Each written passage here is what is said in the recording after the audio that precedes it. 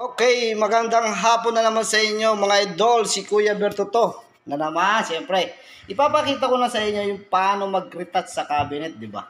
Pakita ko sa inyo mga idol, yung aking tinimpla. Ito, pakita ko sa inyo mga idol, ha?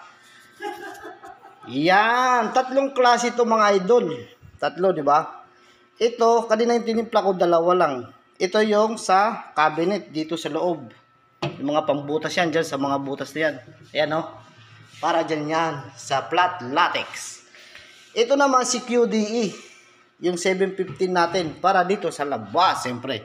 Yung nga sinasabi ko sa inyo, pag niretouch natin, kailangan wala siyang makita. Kailangan perfect.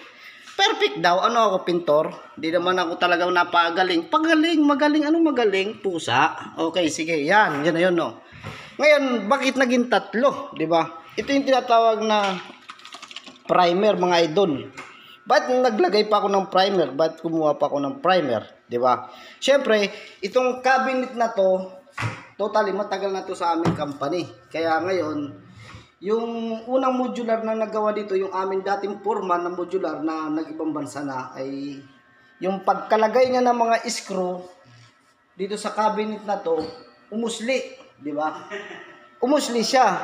Ngayon, yung umusli siya ngayon, gusto ko siyang tanggalin, kaso ang hirap na tanggalin kasi lost thread na. Kasi yung mga tawag dito, yung mga ginamit niyang screw, nalulose thread na siya. Pag ginamitan ko siya ng portable ito, nalose thread na siya. Ibig sabihin, hindi na siya natatanggal. Ngayon ang gagamitin natin para hindi makita ng tenant yung mga screw. 'Di ba? Kanina tinanggal ko ng sticker. Ngayon, lalagyan natin siya ng magic primer. Ito primer to. Ito yung tinatawag na lacquer primer. Ito sample, oh. Sample mga idol, ha. Ayan. 'Di ba? May nakita pa kayong itim. Ayan, oh. Ibig sabihin, hindi ko na nailubog 'yan kasi yung sabi ko nga sa inyo, yung screw ay na siya, yung kinakalawang na.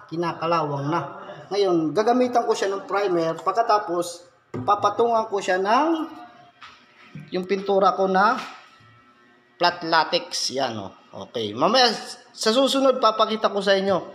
Pag natapos ko na itong mga cabinet na to, yan, na iniretouch na. Diba? Yan, papakita ko sa inyo. Yan, papakita ko sa inyo. Okay. Ito yung pinagkaiba ng tinatawag na gloss, di ba? Yan to ang gloss. Di ba? Nakipansin nyo, makintab siya. Na parang dilaw. Ito naman yung tawag nito yung rin yan, yung laminated na puti. Mismo